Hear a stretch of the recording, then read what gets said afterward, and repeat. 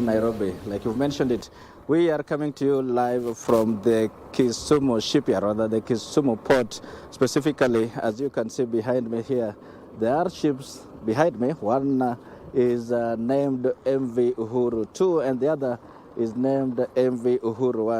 I believe that is very visible from where you are, and that is the event of the day today. The ship that is directly behind me, that is MV Uhuru II, that was commissioned last year. You can remember sometime last year, that is in October, President William Ruto was here at the Kisumu port to commission MV Uhuru II that was constructed by a contingent of Kenyan agencies, among them the Kenya KDF, that is in collaboration with a Dutch firm. And this is actually the first ship to be locally assembled and constructed. And it is expected to complement the ship that is just adjacent to it, beside it, that is MV Uhuru I, that was constructed some over 50 years ago, that is around 1966. And the MV Uhuru I had a capacity of, course, like 1,260 tons, as it that is the tonnage that is it is able to transport from Kisumu port through cargo, in form of cargo to Jinja, Uganda, and thereafter to other parts, other countries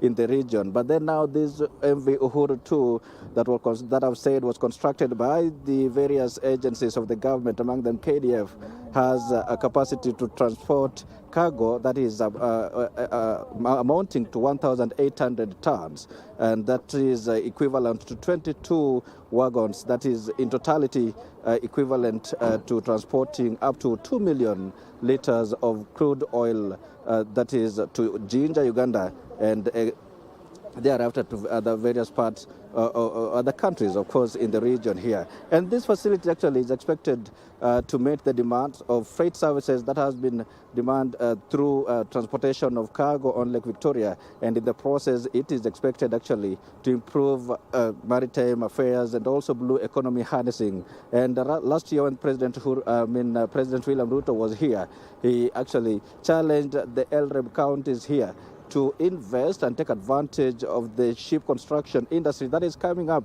here at the Kisumu port, that is facilitated by the Kenya Shipyards Limited. And today, it was commissioned last year, yes.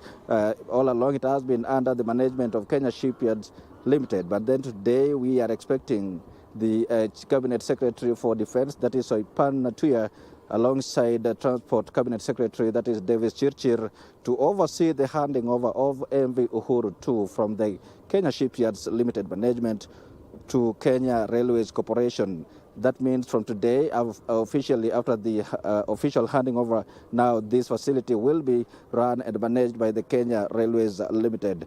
Well, we have been given a brief tour of that facility, and I can't attest to it, Betty, that we have observed advanced sophistication with which that vessel is constructed and built, and all that is geared to ensuring the safety and efficiency in cargo transportation from here, the port of Kisumu, using Lake Victoria through to Jinja and, of course, Mwanza in Tanzania, and thereafter to other countries in the region. We are here still, some preparation here and there. We are expecting the two CSS, like I've mentioned. Thereafter, we'll be able to take note of what they have to mention, what are the government plans in harnessing this facility to ensure that Kisumu port is the potential of Kisumu port is maximally exploited. Well, we are alive to that event, but then now let me just hand it back to you in studio, Betty, to continue the interview. Thank you. Thank you very much, Wycliffe Okech, there coming to us from Kisumu, where the locally assembled ship, that is MV Uhuru II, is set for handover to Kenya Railways Corporation by the Kenya Shipyards Limited. Of course,